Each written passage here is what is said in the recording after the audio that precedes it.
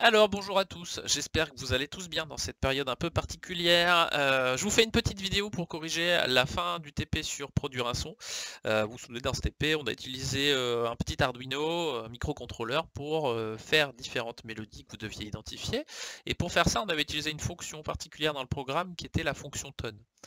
Et ce que je vous propose ici, c'est d'étudier un petit peu cette fonction tone et de voir comment, en étudiant le signal qu'elle produit, comment est-ce qu'on va pouvoir revenir, nous, quand on se reverra pour les TP, à produire un son d'une fréquence donnée, chose qu'on avait déjà un petit peu faite aussi auparavant. Alors, dans le texte, on nous dit la fonction tone que vous avez utilisée génère une tension électrique périodique carrée aux bornes de la sortie numérique utilisée. La forme du signal est la suivante. Donc, vous voyez que vous avez des créneaux ici plutôt carrés entre 5 volts et 0. Donc, ce qu'on souhaite faire, c'est créer un son sans utiliser cette fonction tone. Donc, étudier un petit peu comment elle fonctionne. Dans un premier temps, on va repasser sur le signal qui est là, un motif. Donc je vous rappelle qu'un motif, c'est une petite portion du signal, la plus petite portion du signal qui se reproduit identique à elle-même. Donc j'ai choisi ici de reproduire ce motif-là, sachant qu'on aurait pu prendre un autre motif, hein, par exemple partir du haut ici, descendre, remonter et revenir jusque-là. On va voir que par la suite, c'est bien pratique d'avoir pris celui-là, mais si vous avez pris, par exemple, en partant de là, vous descendez, vous remontez, vous arrivez là, vous avez bien sûr juste au niveau du motif. Le point commun entre votre motif et le mien, c'est qu'il se fait dans la même période. Sur un signal périodique, on peut trouver une infinité de motifs différents. Dans la question 2, combien de motifs sont représentés sur le signal? Alors, d'où l'intérêt ici d'avoir choisi mon motif. Si je reproduis ici mon motif, j'ai changé la couleur et je me rends compte qu'on le reproduit 4 fois sur le signal. J'ai donc 4 motifs représentés. Donc dans la question 3 maintenant, ce qu'on va se poser comme question, c'est quelle est la période du signal que l'on doit avoir pour obtenir un La3. Déjà, le mot période, on l'avait déjà défini, hein, c'est la durée du motif. Donc ça va être la durée du motif que j'ai représenté en rouge ici. Donc il faut que je trouve cette durée. Ce qu'on me donne ici, c'est uniquement une note, le La3. Et on sait, nous, qu'une note, c'est associé à la hauteur d'un son, qui est associé à une fréquence. Donc pour connaître la fréquence du La3, on l'avait déjà vu dans les documents, vous en êtes servi pour faire vos mélodies, hein. Le La3, on voit ici qu'il a 440 Hz.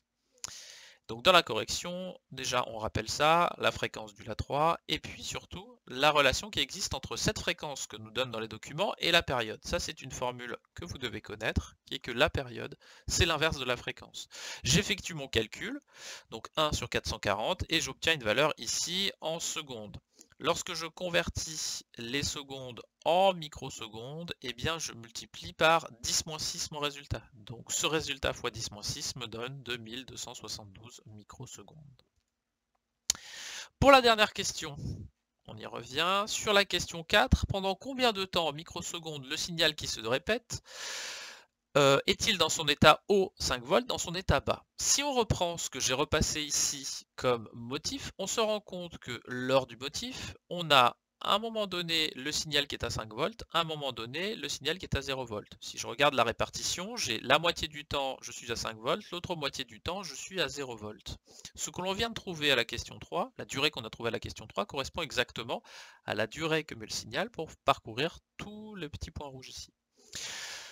Du coup, on se rend compte que la moitié du temps qu'on a calculé tout à l'heure devait être à 5 volts et la moitié du temps devait être à 0 volts. C'est le calcul qu'on a fait ici.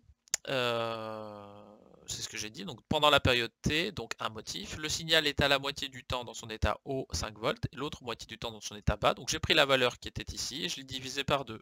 Donc durée de l'état haut 5 volts 1136 microsecondes et durée de l'état bas 1136 aussi microsecondes.